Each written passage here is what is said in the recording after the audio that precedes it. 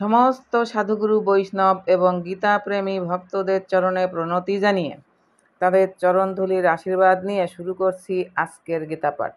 ওম অশ্ব শ্রীমদ্ভগবদ্গীতা মালা মন্ত্রস্য শ্রী ভগবান বেদব্যাস ঋষির নুষ্টুপ ছন্দ শ্রীকৃষ্ণ পরমাত্মা দেবতা অসচ্চানম্বশতম প্রজ্ঞাবাদাঞ্চ ভাষাসে সর্বধর্মান পরিত্যাজ্য মামেকম শরণং ব্রজ অহং তাং সর্বপাপেভ্য মোক্ষয়িষ্যামি মা শুচ। ওম তৎসৎ ওম তৎসৎ ওম তৎসৎ। ওম নমো ভগবতে বাসুদেবায়। হরে কৃষ্ণ। চতুর্দশ অধ্যায় গুণত্রয় বিভাগযোগ। শ্লোক 1। শ্রী ভগবান উবাচ পরম ভূয় প্রবক্ষ্যামি জ্ঞানানাং জ্ঞানম উত্তমম যদ জ্ঞাতা মুনয় সর্বে পরম সিদ্ধিমিত গতা। গীতার গান। শ্রী ভগবান কহিলেন, আবার পরম জ্ঞান বলিব তোমারে, জ্ঞান চর্চা যত আছে উত্তম সবারে। যে জ্ঞানেতে মুনিজ্ঞানী হইয়া সর্বত, পূর্ব ইতিহাস ছিল সিদ্ধি পারঙ্গত। অনুবাদ। পরমেশ্বর ভগবান বললেন, পুনরায় আমি তোমাকে সমস্ত জ্ঞানের মধ্যে সর্বোত্তম জ্ঞান সম্বন্ধে বলবো, যা জেনে মুনিগণ এই জড়জগৎ থেকে পরম সিদ্ধি লাভ করেছিলেন। তাৎপর্য: সপ্তম অধ্যায় থেকে শুরু করে দ্বাদশ অধ্যায় পর্যন্ত পরম তত্ত্ব বা পরম পুরুষোত্তম ভগবান সম্বন্ধে শ্রীকৃষ্ণ বিশদভাবে বর্ণনা করেছেন। এখানে ভগবান স্বয়ং অর্জুনকে ভগবত তত্ত্ব সম্বন্ধে আরও জ্ঞান দান করছেন। দার্শনিক অনুমানের মাধ্যমে কেউ যদি এই অধ্যায়ের মর্মার্থ উপলব্ধি করতে পারেন, তাহলে তিনি ভগবত ভক্তির মাহাত্ম্য উপলব্ধি করতে সক্ষম হবেন। ত্রয়োদশ অধ্যায়ে স্পষ্টভাবে ব্যাখ্যা করা হয়েছে যে বিনীতভাবে জ্ঞান আহরণ করার মাধ্যমে জড়জগতের বন্ধন থেকে মুক্ত হওয়া যেতে পারে। আরও বিশ্লেষণ করা হয়েছে যে জড়া প্রকৃতির গুণের সাথে সঙ্গ করার ফলে জীবাত্মা জড়জগতের বন্ধনে আবদ্ধ হয়ে পড়েছে। এখন এই অধ্যায়ে ভগবান বর্ণনা করছেন প্রকৃতির সেই গুণগুলি কি, তারা কিভাবে ক্রিয়া করে, তারা কিভাবে জীবকে বন্ধনে আবদ্ধ করে এবং কিভাবে তারা মুক্তি দান করে। এই অধ্যায়ে প্রদত্ত জ্ঞানকে পূর্ববর্তী সমস্ত অধ্যায়ে প্রদত্ত জ্ঞান থেকে শ্রেয় বলে পরমেশ্বর ভগবান ঘোষণা করছেন। এই জ্ঞান উপলব্ধি করার মাধ্যমে বহু মহর্ষি সিদ্ধি লাভ করে চিৎ জগতে প্রবেশ করেছেন। ভগবান তখন সেই জ্ঞানী আরও ভালোভাবে ব্যাখ্যা করে শোনাচ্ছেন। অন্যান্য যে সমস্ত জ্ঞানের পন্থা তিনি এ পর্যন্ত ব্যাখ্যা করেছেন, তা থেকে এই জ্ঞান অনেক অনেক গুণে শ্রেয় এবং এই জ্ঞান লাভ করে অনেকেই সিদ্ধি লাভ করেছেন। সুতরাং আশা করা যায় যে এই চতুর্দশ অধ্যায়ে বর্ণিত তত্ত্বজ্ঞান উপলব্ধি করতে পারলে মানুষ পূর্ণতা প্রাপ্ত হতে পারবে। শ্লোক 2।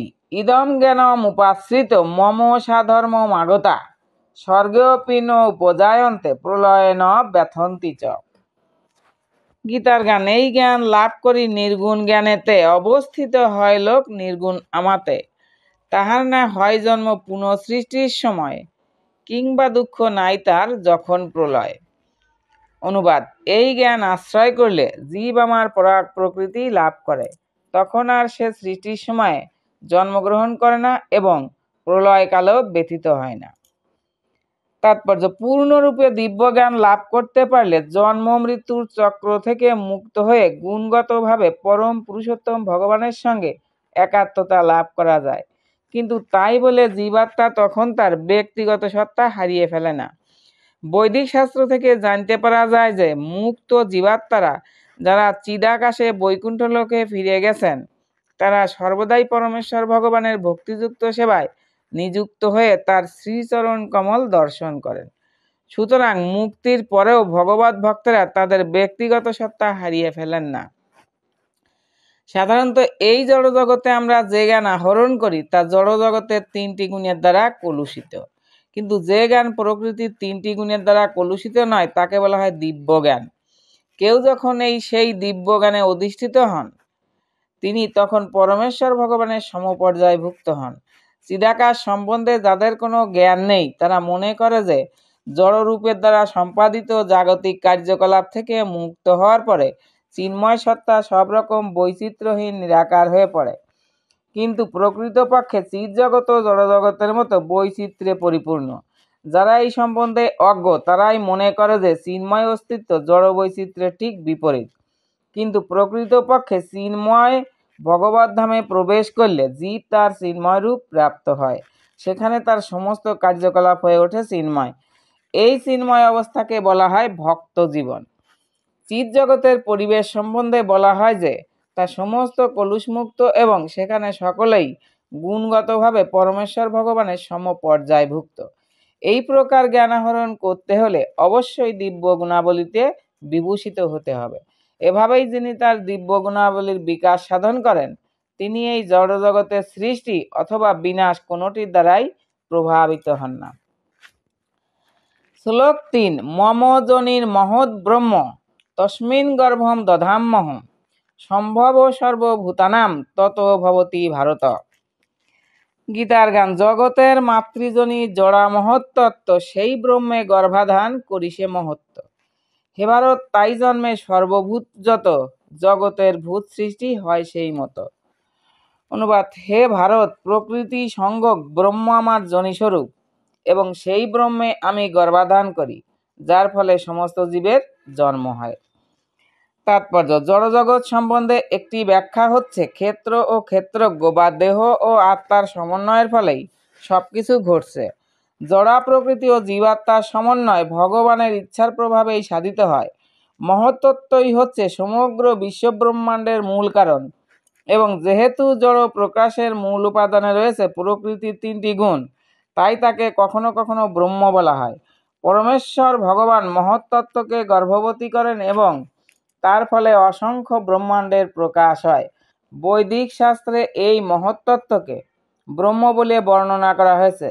তস্মাৎ এতৎ ব্রহ্ম নাম রূপম অন্নম চ জায়তে। পরম পুরুষ সেই ব্রহ্মের গর্ভে জীবাত্মা সমূহকে সঞ্চারিত করেন। মাটি, জল, অগ্নি, বায়ু আদি 24টি উপাদানে সব কয়টি হচ্ছে মহৎ ব্রহ্ম নামক জড়া প্রকৃতি। সপ্তম অধ্যায়ে বর্ণনা করা হয়েছে এই জড়া প্রকৃতির ঊর্ধ্বে রয়েছে পরা প্রকৃতি বা জীবভূত। পরম পুরুষ ভগবানের ইচ্ছার প্রভাবে জড়া প্রকৃতিতে পরা প্রকৃতি মিশ্রিত হয়েছে এবং তাই এই জড়া প্রকৃতিতে সমস্ত জীবের জন্ম হয়েছে।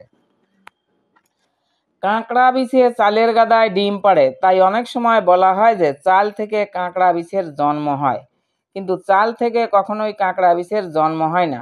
প্রকৃতপক্ষে মা বিছা সেই ডিমগুলি পেড়েছিল, তেমনি জড়া প্রকৃতি জীবের জন্মের কারণ নয়।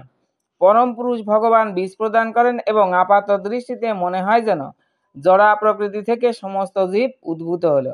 এভাবেই প্রতিটি জীব তার পূর্বকৃত কর্ম অনুসারে জড়া প্রকৃতির দ্বারা সৃষ্ট ভিন্ন ভিন্ন দেহ প্রাপ্ত হয়, যাতে তার পূর্বকৃত কর্ম অনুসারে সেই জীব সুখ অথবা দুঃখ ভোগ করতে পারে।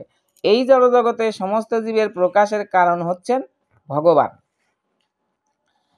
শ্লোক ৪। সর্বজনীষু কৌন্তেয় মূর্তয় সম্ভবন্তি যা তাসাম ব্রহ্ম মহজ্জনিরহম বীজপ্রদ পিতা।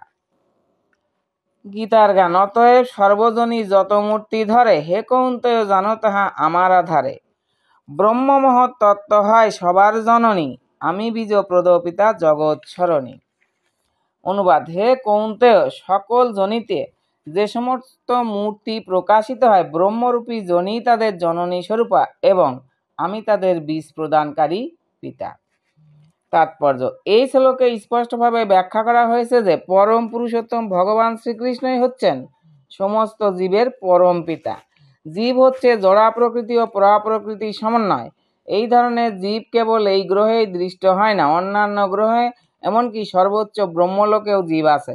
জীবাত্মা সর্বত্রই রয়েছে, মাটির নিচেও জীব রয়েছে, এমনকি জলে এবং আগুনেও জীব রয়েছে। এই সমস্ত প্রকাশ সম্ভব হয়েছে তার কারণ হচ্ছে যে মাতৃরূপী জড়া প্রকৃতিতে শ্রীকৃষ্ণ বীজ প্রদান করেছেন। এর সারমর্ম হচ্ছে যে পূর্বকৃত কর্ম অনুসারে জীবাত্মাকে জড়জগতের গর্ভে সঞ্চারিত করা হয় এবং সৃষ্টির সময় তারা বিভিন্ন মূর্তিতে প্রকাশিত হয়।